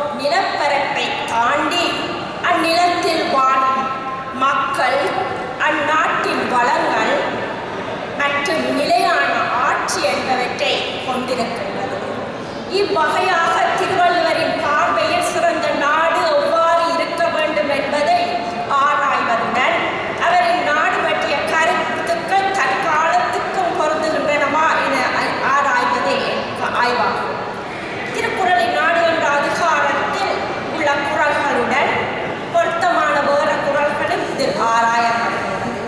நாடு பற்றிய வரைவு, உலக கண்ணோட்டம், ஆட்சியாளனும் நாடு, உலகம் போற்றும் தலை சிறந்த நாடு, நாட்டுக்கு அணியாவன அரணும் நாடும் அரணும். நாடு பற்றிய பார்வை வரைவு. நாடு என்பது இயற்கையாக தோன்றிய ஒரு பூமி பகுதி. அரசியல், பண்பாடு மற்றும் சமூக ரீதியாக மக்களை ஒன்றுபடுத்தும் அமைப்பு. இது ஒரு வரையறுக்கப்பட்ட எல்லைக்குள் இருக்கும். ஒரு நாடு பற்றிய தெளிவை 74வது அதிகாரத்தில் திருவள்ளுவர் கூறுகின்றார். பேராசிரியர் பாலசுந்தர முனியதம்பி அவர்களின் பார்வையில் நாடெனப்படுவது தமக்கே உரிய பாரம்பரிய எல்லைகளை உடைய ஒரு நாட்டின் மக்களால் காலங்காலமாக தங்களுக்காக உருவாக்கப்பட்ட தன்னுரிமையுடைய ஆட்சி அமைப்பினை உடைய நிலப்பரப்பினை கொண்டதே நாடு என்கிறார். சிலப்பதிகாரத்திலும் இளங்கோவடிகள் நாடுகான் பாதையில் பல நாட்டின் வளம், செழிப்பு, வணிகம், பொருளாதாரம், பண்பாடு பற்றி மிகவும் ஆழமாக இளங்கோவடிகள் கூறியுள்ளார். மேலும் ஒரு நாடு நன்னாடாக திகழ முழு முதல் காரணம் அந்நாட்டு மக்கள். இதை ஔவையார் புறநானூறில் நாடா கொன்றா காடா கொன்றோ அவலோ கொன்றோ மிசையோ கொன்றோ எவ்வளி நல்லவர் ஆடவர் அவ்வளி நல்லை வழியே நிலனே. இது நாடா என்றான காடென்றான மேடோ பள்ளமோ எந்த இடத்தில் நல்ல மக்கள் வாழ்கிறார்களோ அந்த இடமே சிறந்தான் நாடன் என்றார். குறள் 731 தள்ளா விளையரும் தக்காரும் தாழ்விவார் செல்வரும் சேர்வது நாடு. குன்றாத விளைகளை கொண்டவரும் கேடு இல்லா செல்வமுடையோரும் ஒருங்கு சேர்ந்து வாழ்வதே செழிப்பான நாடென்றார். அதாவது விளைச்சல் தவறாமல் இருக்க வேண்டும். நாட்டில் நீர்வளம், நிலவளம் அயராது உழைக்கும் உழவர் இருக்க வேண்டும். மேலும் இன்றைய சூழ்நிலையில் தகுதியுடையவராக ஒரு நாட்டில் கல்வி, அறிவியல், பொருளியல், தொழில்நுட்பம், மேலாண்மை, தலைமை பண்பு, கலை போன்ற தகுதிகளை உடைய பலரும் ஒரு நாட்டுக்கு சிறப்பாகும் என்கின்றார் வள்ளுவர். நாடு என்ப நாடா வளர்த்தன நாடு அல்ல, நாட வளர்ந்தரம் நாடு. இதன்படி எந்த வளத்துக்கும் பிற நாட்டை நாடாமல் தங்களுக்கு தேவையான பலன்களை எல்லாம் பெற்றுத்தரும் தன்மையை கொண்ட நாடே நல்ல நாடாகும். ஆனால் இன்றைய காலகட்டத்தில் எந்த ஒரு நாடும் தன்னிறைவு கொண்டதாக இல்லாமல் உலக நாடுகள் அனைத்திலுமே எதையோ ஒன்றை எதிர்பார்த்துத்தான் இருக்கிறார்கள். நாடு பற்றிய உலக கண்ணோட்டம். திருவள்ளுவர் பார்வையில் நாடு என்பது எல்லைகளால் பிரிக்கப்பட்ட புவிப்பரப்பை தாண்டி ஒரு ஒருமைப்பாடு, நீதி, கேடில்லா விளைச்சல் மற்றும் நல்வாழ்வு ஆகியவற்றை கொண்டதோர் சமூக அமைப்பாகும். இவ்வாறான நாட்டின் மீதே உலக மக்களின் பார்வை என்றும் இருக்கும். ஒரு நாடு சிறப்புறு செயற்பட அது தனது குடிமக்களின் நலன்களை பாதுகாக்க வேண்டும். இதுவே வள்ளுவ பெருந்தகை ஆணித்தரமாக கூறும் கருத்தாக உள்ளது. குறள் 732 பெரும்பொருளார் கற்கத்து ஆகி அருங்கேட்டான் ஆற்ற விளைவது நாடு. மிகுந்த பொருள்களாம் பெருங்கேடு எதுவும் இல்லாது மிகுதியான விளைச்சல் ஒரு நாட்டுக்கு கட்டாயம் தேவை என்கின்றார். ஆட்சியாளனும் நாடும். திருவள்ளுவர் பார்வையில் ஒரு ஆட்சியாளன் நீதி தவறாது ஆட்சி செய்ய வேண்டும். அத்துடன் நாட்டை பாதுகாப்பதுடன் அதன் வளங்களையும் பெருக்க வேண்டும். நல்லொழுக்கமுள்ள மக்களை ஆட்சியாளன் நாட்டின் நல்லொழுக்கமுள்ள மக்களை நேசிக்கும் ஆட்சியாளன் நாட்டின் வளர்ச்சிக்காக திட்டமிடவும் அதனை செயற்படுத்தும் திறமை கொண்டவனாகவும் இருக்க வேண்டும். ஊர்ந்து கண்ணோடாது இறைபுரிந்து யார் மாட்டும் தேர்ந்து செய்வதே முறை. குறள் 541 செங்கோன்மை. குற்றங்களை ஆராய்ந்து அவரிடத்தும் இரக்கம் காட்டாது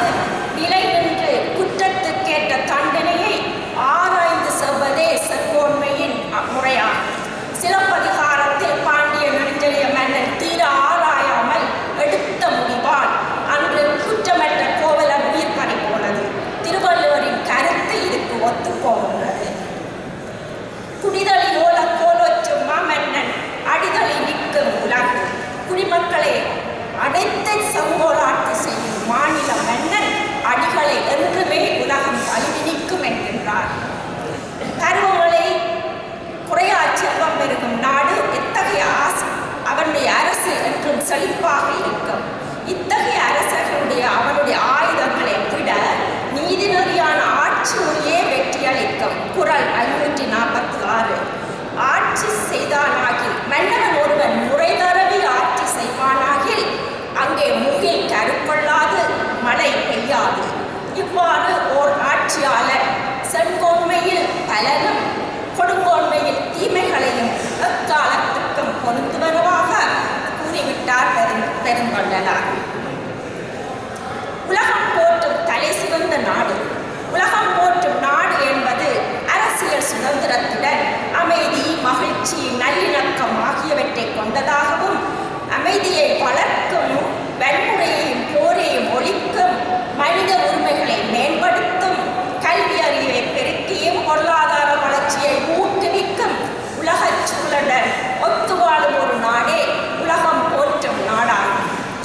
உலகம் போற்றும் நாடுகளில் Canada, Netherlands, Switzerland, Australia, Iceland போன்றவை முன்னிலையில் வகிக்கின்றன. இவ்வாறான உலகம் போற்றும் தலை சிறந்த நாடாக இளங்கோவடிகள் சிலப்பதிகாரத்தில் பண்பாடு, நாகரிக வளர்ச்சி, கலை, பூம்புகார் நகரின் வளம், உயர்ந்த கட்டிடக்கலைகள் என பலவற்றை எடுத்து காட்டியுள்ளார். நாடு அரண். அரண் என்பது பாதுகாப்பாகும். ஒரு நாட்டினை பாதுகாக்கும் பொறுப்பு அரணின் அன்றையது. அரணானது எவ்வாறு இருக்க வேண்டும் என பின்வரும் குறள்கள் கூறுகின்றன. அகலி நீரும் பரந்து விரிந்த நிலப்பரப்பு, உயர்ந்து வந்த மலையும் அதிலும் நாட்டின் பாதுகாப்புக்கு இன்றியமையாதது எனவும், போர் புரிவோருக்கும் போருக்கு பயந்து பாதுகாப்பு தேடுவோருக்கும் போருக்கு முற்றுகையின் போது உணவுப் பொருட்களை எளிய முறையில் தங்கு வசதிகள் அரண் தேவைப்படுகின்றது. குறள் 741, 743, 45 உள்ளவை. தமிழீழத்தில் பல தசாப்தங்களாக நடந்த மண்மீட்பு போரில் இவ்வாறான பல அரண்களை நாமும் கண்டு அனுபவித்து நொந்துதான் வந்து நிற்கின்றோம். ஒரு காலகட்டத்தில் நாட்டுக்கு பாதுகாப்பாக இருந்த இன்றைய நவீன போர் கருவிகள் பயனற்று போய்விட்டது. அணுகுண்டு, ஏவுகணைகள் ஒரு சில நொடிக்குள் நாட்டையே அழிக்கும் திறன் பெற்றதால் அரண்கள் இன்று தரநட்டு போனது.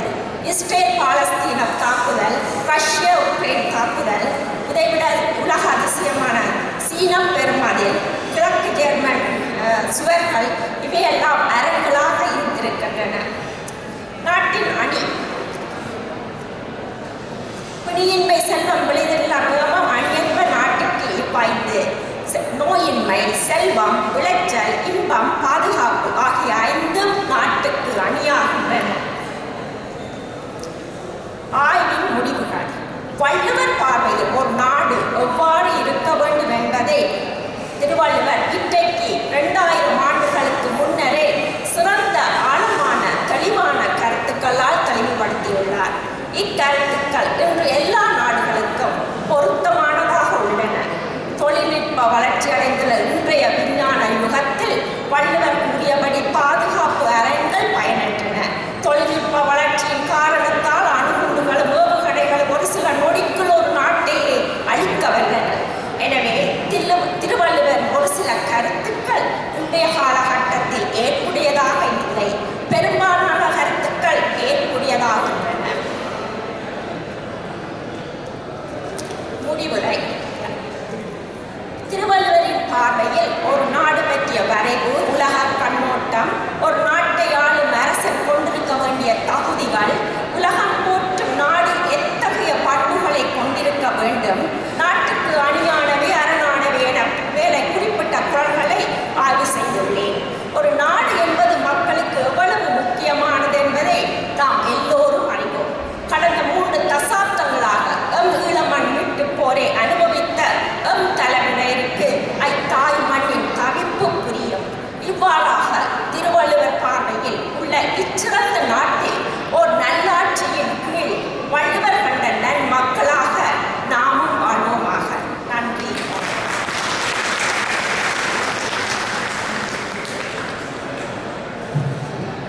இதுவரை நாடு என்றால் என்ன என்பதை பற்றி அவருடைய ஆற்றலை கேட்டிருப்பீர்கள் நினைக்கின்றேன். உண்மையிலேயே அவர் மிக அழகாக நாட்டை பற்றி வள்ளுவர் என்ன சொல்லியிருக்கிறார் என்பதை மட்டும் இங்கே உங்களுக்கு முன்னாலே வைத்தார். அடுத்ததாக நான் இங்கே அழைப்பது உங்கள் அனைவருக்குமே தெரிந்தவர். அவர் பேச இருப்பது மிக முக்கியமான மனித உளவியல் தொடர்பான கருத்துக்கள். அவர் அதை காணொலியிலே உங்களுக்கு காண்பிப்பதிலே இருக்கிறார். டாக்டர் ஜோசப் போல் அவர்கள் இந்தியாவிலே எம்ஜிஆர் பல்கலைக்கழகத்தில் விரிவுரையாளராக கடமையாற்றியவர். இங்கே வந்து நற்பணி செய்து கொண்டிருக்கிறார். தனது வைத்திய பணியோடு மட்டும் இல்லாமல் சமூக பணியும் மற்றவர்களை எப்படியெல்லாம் அறிவுறுத்தி முன்னுக்கு கொண்டு வரலாம் என்ற பணியிலே ஈடுபட்டுக் கொண்டிருக்கின்ற ஒரு மிகச்சிறந்த மனிதர். நல்ல ஒரு கவிஞர், அது மட்டுமல்ல பேச்சாளர். மிகவும் நாசுக்காகவும் பகுதியாக நகைச்சுவையாக பேச வந்தவர். அவருடைய நகைச்சுவை இங்கே எப்படி ஈடுபடும் என்பதை நீங்கள் பார்க்கலாம்.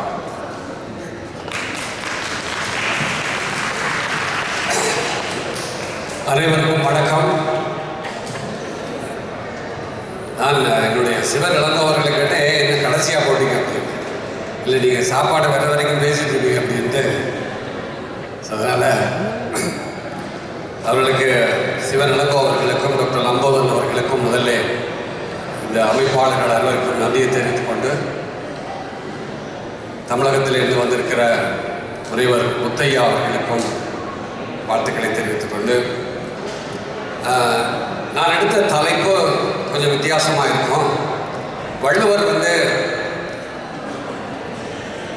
இந்த நேரத்தில் இருந்திருந்தாருன்னா உண்மையில் கொஞ்சம் மகிழ்ச்சி அடைஞ்சிருப்பாரா அல்லது கவலைப்பட்டிருப்பாரா தெரியல. இப்படி நான் தெரியாமல் எழுதிட்டப்பா இந்த மாதிரி போட்டு நம்மளை பின்னி எடுக்கிறீங்களே அப்படின்ட்டு சிலவளை நினைக்கக்கூடும். ஒவ்வொருத்தரும் ஒவ்வொரு பாணியிலும் ஒவ்வொரு நோக்கில் அது மனிதனுக்குரிய சில பேர் இங்கே அதை பற்றிய விமர்சனங்கள் எல்லாம் கூட சொன்னீங்க.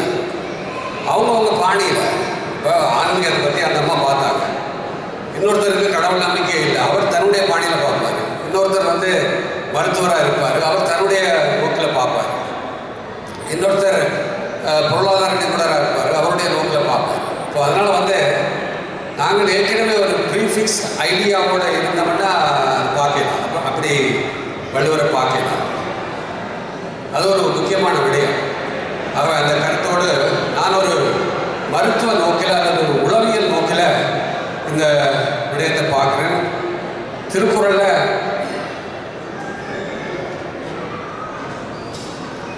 அதிகாரம் 58 ஒரு உளவியல் நோக்கு அப்படிங்கிறது. இந்த கண்ணோட்டம் அப்படிங்கிற ஒரு சொல் பொதுவாக கீழே நான் போட்டுருக்க பாருங்க. கண்ணோட்டம் இஸ் நாட் மீன் பெர்ஸ்பெக்டிவ். பொதுவாக நாங்கள் கண்ணோட்டம்னா இந்த கண்ணோட்டத்தில் எப்படி பார்க்குறோம், இந்த கண்ணோட்டத்தில் எப்படி நோக்கிறோம், அடுத்தபடி ஜன்னல் அப்படி ஒரு கண்ணோட்டம் பார்க்குறோம் அப்படிங்கிற நோக்கம் அல்ல. இது கொஞ்சம் வித்தியாசமாக அவர் சொல்லியிருக்காரு. அன்பு, இரக்கம், sympathy, empathy, kind look, kindness இப்படியெல்லாம் ஐயாவோட சொன்னார். அது இல்லாததுனால நம்மளோட பிரச்சனை அப்படி உலகம் முழுக்க. ஸோ அப்போ அந்த அடிப்படையில் இந்த விஷயத்தை பார்க்கணும். நான் தமிழ் படித்தது 10ஆம் வகுப்பு வரைக்கும் தான். அதில் ஒரு பெருமை என்னென்னா, திருவள்ளுவர் 10ஆம் வகுப்பு கூட படிக்கல அப்படிங்கிற ஒரு விஷயம். ஏன்னா அறிவியல பெரியாத இருக்கலாம் நகைச்சுவைக்காக. என்னுடைய தமிழாசிரியர்கள் அப்படின்னு சொன்னால் எனக்கு பெருசாக யாரையும் ஞாபகம் வரையில. ஏன்னா அந்த மாதிரி அடி வாங்கி பின்னி எடுத்தாளுங்க. அருட்தந்தை லூயிஸ் டெய்சி அவர்கள் எங்களுடைய சர்ச்சில் மறைக்கல்வியை பற்றி பேசுகிற பொழுது அவ்வப்போது திருவள்ளுவரை பற்றியும் பேசுவார். அதில் சின்ன வயசில் ஒரு 7, 8, 10 வயசில் எனக்கு அவர் திருவள்ளுவரை அறிமுகப்படுத்தியவரே ஃபாதர் டெய்சி அவர்கள். அப்புறம் சோலை இருசனார் அவர்கள் தமிழகத்துக்கு சென்ற பிறகு என்னுடைய அரசியல் ஆசானாகவும் அவரிடம் நான் தமிழ் பயின்றதில்லை, அவரோட சேர்ந்து கொஞ்சம் விஷயம் வந்திருக்குது அப்படிங்கிறது. அடுத்தது முக்கியமாக நான் தமிழ் திருக்குறளை பற்றி தெரிஞ்சு கொண்ட அடிப்படை தமிழ்நாட்டில் பஸ்ஸில் போயிருக்க எல்லா பஸ்லேயும் இருக்கும். அதான் அது போட்டிருக்கேன். அந்த ஒரு நன்றிக்காக அதில் நிறைய குறளை மனப்பாடம் செய்து வச்சுருக்கோம். வள்ளுவர் வாழ்ந்த காலம், அவருடைய சூழல், அனுபவம் இதெல்லாம் நினச்சி பார்க்கும்போது யாரோ சொன்னாங்க, ரொம்ப ஆச்சரியமாக இருக்குது. அந்த நேரத்துக்கு 2000 வருஷம் ஆயிடுச்சு. இப்போ இன்னும் பல வருஷம் ஆனால் கூட தொடர்ந்து போயிட்டே இருக்குது. அதில் ஒரு முக்கியமான விஷயம், அதுக்கு விளக்கம் ஸோ இப்போ அடுத்து இன்னொரு 100 வருஷம் கழித்து எழுத போகிறவங்க வேறு மாதிரி ஒரு கண்ணோட்டத்தில் அது எழுதலாம் அப்படி. ஸோ அது ஒரு முக்கியமான விஷயம். திருக்குறள் ஏன் இன்னும் நிலைத்திருக்கிறது அப்படிங்கிற ஒரு லேட்டரல் திங்கிங், ஒரு மாற்றி சிந்தனையாக நான் பார்க்கிற பொழுது, நீங்கள் எந்த விஷயத்தை ஒரு விஷயத்தை நீங்கள் ஃபாலோ பண்ண ஆரம்பிச்சிட்டீங்களோ அப்போ அப்படியே நின்றுடும். இப்போ திருக்குறளில் இருக்கிறத இதுவரைக்கும் யாரும் ஃபாலோ பண்ணல, அதனால் அது நீடிச்சிட்டு இருக்கு. அதுதான் முக்கிய காரணமே தவிர அதில் இருக்கிற பெரிய தத்துவங்கள் அதெல்லாம் கிடையாது. யாரும் இதுவும் ஃபாலோ பண்ணல. இப்போ சில நாடுகளில் பார்த்தீங்கன்னா சில ஊர்களில் போலீஸ் ஸ்டேஷன் இருக்காது. ஏன் அங்கே போலீஸ் ஸ்டேஷன் இருக்குன்னா அவங்க சட்டத்தை ஃபாலோ பண்ணுறாங்க, அதனால் போலீஸ் ஸ்டேஷன் இல்லை. விளங்குது அவங்க சொல்கிற கருத்து. அதனால் அது நாங்கள் அதை பின்பற்றுகிற வரைக்கும் அதை நீடிச்சு கொண்டிருக்கோம். இன்னும் 2000 வருஷம் ஆனாலும் திருக்குறள் இருக்கும். ஏன்னா நாங்கள் திருத்த போகிறது. அன்று கல்லறிந்தோம் என்று குண்டு படுகிறோம், அன்று ஈட்டி அறிந்தோம் என்று ஏவுகணை, ஆயுதங்களை மாற்றி இருக்கிறோம், மனங்களை மாற்றவில்லை, மதங்களை ஆக்கி இருக்கிறோம், காயங்களை ஆற்றவில்லை, கல்வி சாலைகள் நிறைந்திருக்கிறது, சிறைச்சாலைகளும் கூட. அன்று ஆடைகள் இல்லை, அவமானம் இல்லை என்று அவமானப்படுத்தவே ஆடைகளை அவிழ்க்கிறோம். அதே ஆணவர்கள் வன்மங்கள் மாறவில்லை, அதே இனப்படுவர்கள் போர்களும் யுத்தங்களும் அங்கீகரிக்கப்பட்ட கொலைகள் தான். இது முதல் குறள் டைமாச்சா? முதல் குறள்ல அவர் சொல்லுற விஷயம் இது வேற மாதிரி நான் பார்க்கிறேன். அதாவது ஒரு உளவு நோக்கில் ஒரு உளவாளி எப்படி பார்ப்பான், ஒரு ஸ்பை எப்படி பார்ப்பான்.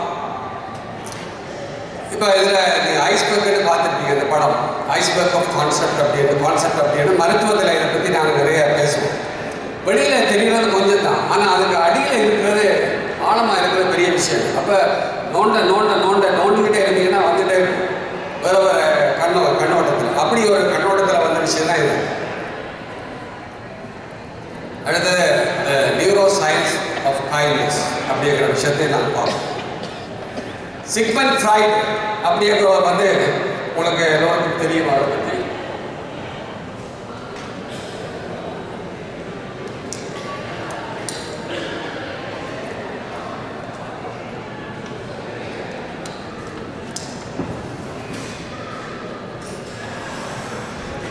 கிட்டத்தட்ட இவர் வந்த பிறகுதான் கொஞ்சம் விஞ்ஞான ரீதியாக மருத்துவ ரீதியாக உளவியல் அப்படிங்கிற ஒரு விஷயம் மக்கள் மத்தியில் பரவ ஆரம்பிச்சிச்சு. அவர் எப்போ வந்தாலும் பார்த்தீங்கன்னா இப்போ கிட்டத்தட்ட தான் 18ஆம் நூற்றாண்டுடைய கடைசியில் 19ஆம் நூற்றாண்டு ஆரம்பித்தார். இவர் வந்து இந்த உளவியலை சொன்னோன்னே எவனும் நம்பலை. ஈவன் அந்த காலத்தில் இருந்த மருத்துவ விஞ்ஞானம் கூட அது ஒரு சூடோ சயின்ஸ், உளவியல் என்பது ஒரு போலி விஞ்ஞானம் அப்படின்லாம் சொன்னாங்க, நம்பவே இல்லை. அதுக்கப்புறம் கிட்டத்தட்ட நீங்கள் சைக்கியாட்ரிக் டிபார்ட்மெண்ட் அப்படின்னு மருத்துவத்தில் வந்து மிஞ்சி போன ஒரு 100 வருஷம் கூட ஆகலாம். அது வரைக்கும் அது ஒரு போலி சயின்ஸ் அப்படின்னாங்க. ஆனால் திருவள்ளுவர் வந்து இன்னைக்கு இருக்கக்கூடிய நாங்கள் உளவியல் படிக்கிறோம், உளவியலில் இருக்கிற அத்தனை விஷயங்களையும் 2000 வருஷத்துக்கு முன்னாடியே மனுஷன் வந்து அவ்வளோ சிறப்பாக எழுதி வச்சிருக்கிறார். கிட்டத்தட்ட நான் படித்து பார்த்த வரைக்கும் கடந்த 10 ஆண்டுகளில் இதை பற்றி கொஞ்சம் கூட படிப்பது உண்டு. அதில் வந்து 1330 திருக்குறளில் 500 திருக்குறள் வந்து நேரடியாக மனநலம் பற்றியே இருக்கு. நேரடியாக இன்னும் 500 குறள்களில் வந்து மறைமுகமாக மனநலம் பற்றி இருப்பதை நாங்கள் பார்க்க முடியும். இவ்வளவு திருக்குறளில் இவ்வளவு சாப்டர்ஸில் அதிகாரங்களில் வந்து நேரடியாக மனநலம் பற்றி, மனநலம் என்ற சொல்லே வந்து பல திருக்குறள் இருக்கிறீங்க, படிச்சிருக்கீங்க, ஐயா கூட தெரியும் எல்லாரும் நிறைய பேர். மனநலம் அப்படி இவ்வளவு விஷயங்கள் இல்லை. இப்போ இன்றைக்கி நான் எடுத்துக்கொண்ட டாப்பிக்கில் முக்கியமாக இந்த கைண்ட்னஸ், கம்பேஷன், கிரேசியஸ், அதுக்கு ஆப்போசிட்டில் அங்காள உங்களுக்கு தெரியும், சொல்ல தேவையில்லை. இந்த புற்றுநோய் கேன்சர் அப்படிங்கிறதுக்கு மெலிக்னன் அப்படின்னு சொல்லுவோம். ஆனால் புற்றுநோய் இல்லை அப்படின்னு டாக்டர் சொன்னாங்கன்னா உங்களுக்கு வந்து பினைன் டியூமர் இருக்குது, நீங்கள் பயப்பட தேவையில்லை அப்படின்னு சொல்லுவார். பினைன் டியூமர், ஹார்ம்லெஸ் கட்டி, அதனால் பயப்பட தேவையில்லை. மெலிக்னன் அப்படின்னு சொன்னாங்கன்னா கதை கொஞ்சம் சந்தேகம். குறள் 571 நான் அதில் இருக்கிற கருப்பொருள் ஒவ்வொன்றுக்கும் ஒவ்வொரு கீவேர்டு எடுத்திருக்கிறேன். நான் சொல்ல போகிற இந்த குறள்களில் ஒவ்வொன்றையும் கீவேர்டு அப்படின்னு பார்க்குற பொழுது இதில் அழகு அப்படிங்கிறது அழகு அப்படிங்கிறத வந்து மிக சிறப்பாக சொல்லியிருக்கேன். ஒழுங்கு அல்லது சிறப்பு. அழகுன்னா எவ்வளோ அழகாக இருக்கா அந்த பியூட்டியாக இல்லை. இங்கே ஒழுங்காக இருக்குது, சிறப்பாக இருக்குது, மாநாடு சிறப்பாக இருக்குது, நீங்கள் எல்லாம் ஒழுங்காக இருக்கிறீங்க, ரொம்ப அழகாக இருக்கிறீங்க அப்படின்னு ரைட். அந்த கருத்தில் பார்க்கிற பொழுது அழியாது இருந்து வருகிறது என்பது உலக இயக்கம், ஒருவர் சார்ந்து இருத்தல், இயங்குதல் என்பதாகும். மனித நேயம் அழியாது இருக்கிறது என்பதாகும். ஸோ ஒருவர் சார்ந்து இருக்கிறது, ஒருவருக்கு உதவியோடு இருக்கிறது. அதான் வந்து இயங்குதல் அப்படிங்கிற சொல்லுக்குள்ள அவர் சொல்றாரு. போப் அவர்களும் அவருடைய உரையில வாழ்வியலில் ஒருபடி மேலே பாருங்க, அவருடைய ஆங்கில மொழிபெயர்ப்பு இருக்கு, அதில் போட்டிருக்காரு world is happy state boys.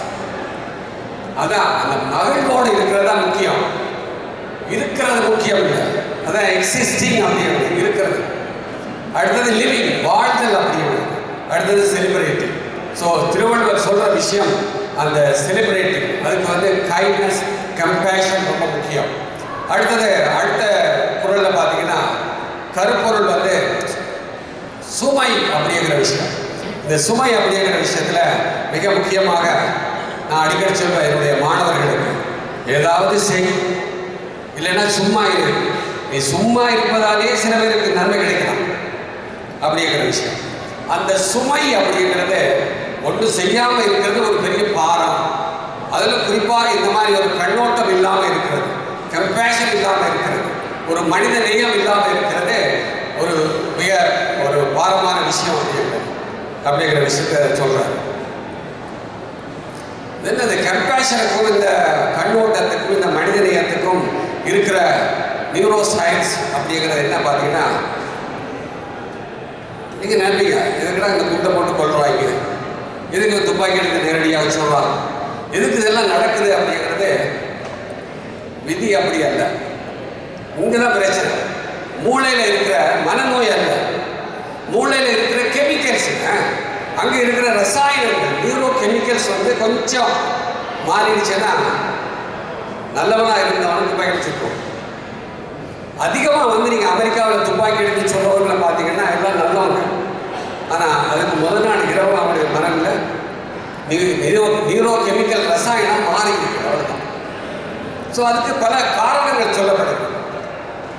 So இதில் இந்த மூளையில் இருக்கிற இந்த சுரப்பிகள் வந்து மிக முக்கியமானது.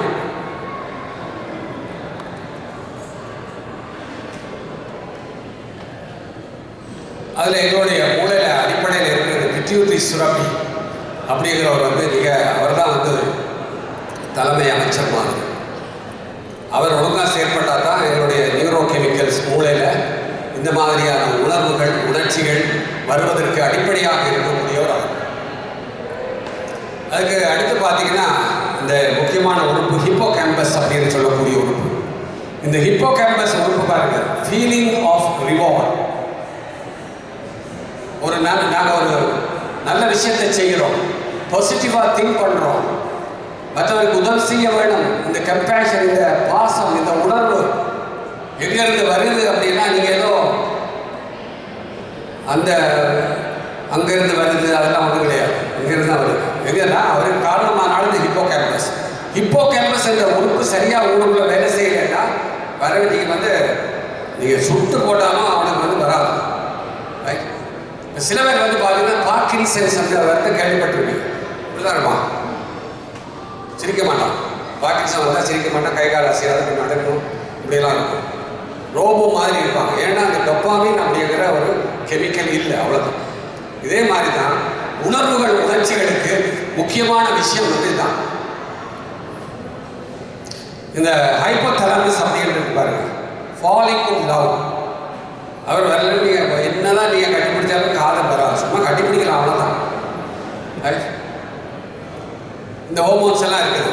டொப்பாமின் அப்படிங்கிற ஹோமோன் ரிவார்ட் ஹோமோன்னு சொல்கிறோம். Oxytocin love hormone. அப்போ இந்த ஆக்சிடோசின் வரையலை அப்படின்னா எப்படிங்க? அப்போ நெத்தனியாவுக்கு வந்து அவங்க வர இன்னும் அவங்களுக்கு இல்லை. இந்த மாதிரி ஹோமோன்ஸ் எல்லாம் சில பேருக்கு இல்லை, ட்ரம்போலி ஆளுகளுக்கெல்லாம். என்டோஃபின், அடுத்தது செரோட்டோனின், இந்த மாதிரி இப்படி விஷயங்கள். ஆக்சிடோசின், டொபாமின், என்டோஃபின், மேலும் வந்து இந்த ஹோமோன்கள் தான் எங்களுடைய எமோஷன்ஸை வந்து உணர்வுகள், உணர்ச்சிகளை ரெகுலேட் பண்ணுறது. ஒருத்தர் திரும்ப வந்து கேள்வி கேட்டே இருக்காரு. இப்போ எனக்கு இருக்கிறவங்க திரும்ப திரும்ப இடக்கு முடக்கா பேசுகிறாருன்னா அவருக்கு பிரச்சனை இல்லை, ஹோமோனில் தான் அந்த பிரச்சனை. வரவில்லை, யாரும் தப்பாக நினச்சிக்காங்க. கருணையின் நரம்பியல் அறிவியல் என்பது இது நிறைய பேருக்கு ஒரு புது விஷயமா இருக்கும். உண்மைதான். டாக்டர் லம்பாருக்கு இருக்கிறாங்க, அவரே கேட்டாலும் சொல்லுவார்.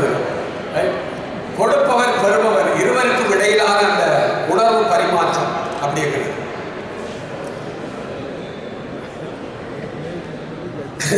அடுத்தது அட்ரினல், கோர்டிசோல். இப்போ இந்த நான் முதல் சொன்ன இந்த positive hormones, positive neuro chemicals எங்களோட உடம்புல இல்லையா அதுக்கு ஆப்போசிட்டாக இருக்கிற யாரும் சொன்னாங்க அப்போ இன்னும் கேங் இது இல்லைன்னா அது வந்துடும், அது கூடிடும். தைராய்டு வந்து கூடுறதும் இருக்குது, குறையிறதும் இருக்குது. இன்சுலின் கூடுறதும் இருக்குது, குறையிறதும் இருக்குது. அப்போ எல்லாம் சமநிலையில் இருக்கணும். அப்போ அந்த ஹோமோன்ஸ் எதுவும் அந்த நியூரோ கெமிக்கல்ஸ் வரையிலேண்டா இல்லை தன்னுடைய வேலையை காட்ட ஆரம்பிச்சுக்கணும். அப்போ அவனுக்கு என்ன வரும்னா அட்ரினலின் அப்படிங்கிறது அதிகமாக சுரக்க ஆரம்பிச்சிடும். சுரந்த உடனே பயம் வரும், ஒரு பதட்டம் வரும், ஒரு அன்சைட்டி வரும். ஐயா உட்காருங்க, எல்லாம் உங்களை தான் பார்க்குறாங்க. கிருஷ்ணலிங்கம். அடுத்தது கோர்டிசோல் அப்படிங்கிற ஹார்மோன்ஸ். இந்த கோர்டிசோல் அப்படிங்கிற ஹார்மோன்ஸ் வந்து பலவிதமான வியாதிகளுக்கு காரணமாக இருக்கு. பலவிதமான நெகட்டிவ் தாட்ஸ், எதிர்மறை எண்ணங்கள் வருது காரணமாக இருக்கு. இதை வள்ளுவர் வந்து வேற மாதிரி கொண்டு வர்றாரு. இப்படியான ரெஸ்பான்ஸ் இந்த கோர்டிசோல் பல வியாதிகளுக்கு இது காரணமாக இருக்கு. ஸோ அந்த கம்பேஷன் இல்லை, அந்த பாசம் இல்லை, அந்த நேசம் இல்லைன்னா அதுக்கு ஆப்போசிட்டான விஷயங்கள் வேலை சேர்த்துவோம். இதை பல இடங்களில் வள்ளுவர் குறிப்பிட்டிருக்காரு. ஹோமோன்ஸை குறிப்பிட்ட விஷயத்தை மட்டும் சொல்றாரு. அடுத்தது பாருங்க, இன்னொரு விஷயம் அது சொல்லக்கூடிய விஷயம் 573 ஹார்மோனி அப்படிங்கிற விஷயம், சமநிலை. ரைட்,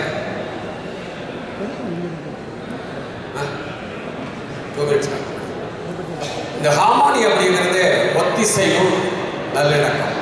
உளவியல்ல இது ஒரு முக்கியமான வார்த்தை, இந்த ஹார்மோனி அப்படிங்கிறது. வள்ளுவர் பல இடங்கள்ல இந்த ஹார்மோனி, இந்த ஒத்திசைவும் நல்லிணக்கம் என்ற வார்த்தையை பயன்படுத்தி இருக்காரு. அடுத்த 574வது குறள்ல வந்து கீவேர்டு அப்படிங்கிறது பிளைண்ட்னஸ், குருட்டுத்தன்மை, ஒளி இழந்த கண்கள் அப்படின்னு. இது வந்து வழக்கமாக இருக்கிற மனிதனுக்கு இருக்கக்கூடிய ஒளி இழந்த கண் செயல்படாத நிலை அல்ல. இந்த உள்ளுக்குள்ள மனதில் இருக்கிற அதை மிக தெளிவாக இந்த முதல்ல சொல்லியிருக்காரு. உள்ளுக்குள்ள இருக்கிற இது வந்து தெரியாமல் இருக்குது. அந்த கண், உள்ளே இருக்கிற கண் வந்து பார்வையற்று இருக்குது அப்படிங்கிற விஷயம்.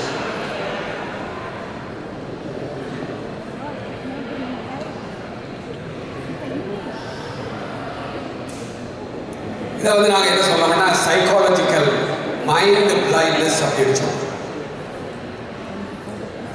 அடுத்த குறள்ல வந்து 575வது குறள்ல வந்து முக்கியமாக ஒரு விஷயத்தை சொல்றாரு. கண்ணிற்கு அடிகலம் கண்ணோட்டம் அகுதுன்றே புண்ணென்று உணரப்படும் அப்படிங்கிறது. அப்ப அதனுடைய கீவேர்ட், நான் எடுத்த கீவேர்டு வந்து புண் அப்படிங்கிறது, பூம். இது வந்து வெளியில இருக்கிற அது மாதிரி காயங்கள், உள்ளுக்குள்ளே இருக்கிற மனக்காயங்கள். ஸோ மனம் புண்பட்டு போய் இருக்கு என்பதுதான் இதனுடைய உள்பொருள். அடுத்த குறள்ல 576 இதுல இருக்கிற கருப்பொருள் பார்த்தீங்கன்னா மரம் அப்படிங்கிற விஷயத்தை சொல்றாரு. இந்த மரம் அப்படிங்கிற விஷயம் திருக்குறள்ல பல இடங்கள்ல சொல்லப்படுகிறது. ஒன்றில் வற்றல் மரம் என்றாரு, இன்னொன்றுல பயன் மரம் என்றாரு, இன்னொன்று மருந்து மரம் என்றாரு, முள் மரம், நச்சு மரம், இப்படி பல மரங்கள் சொல்லி. ஆனா இதுல என்ன சொல்றாருன்னா பாருங்க, மண்ணோடு சேர்ந்து மண் பொருந்திய மண்ணோடு கலந்து மக்கிய மரம் வேலை செய்யாது. அப்போ ஒருத்தன் வந்து அவனுக்கு கம்பேஷன் இல்லை, அவனுக்கு வந்து மனிதநேயம் இல்லை, அந்த நல்ல உணர்வுகள் இல்லை அப்படிங்கிற பொழுது அவன் ஒரு மக்கிய மரமாக இருக்கிறான் அப்படிங்கிற ஒரு விஷயம் சொல்கிறோம். இப்படி பலவிதமான இங்கே இன்னொரு திருக்குறளில் வந்து டார்க்னஸ்,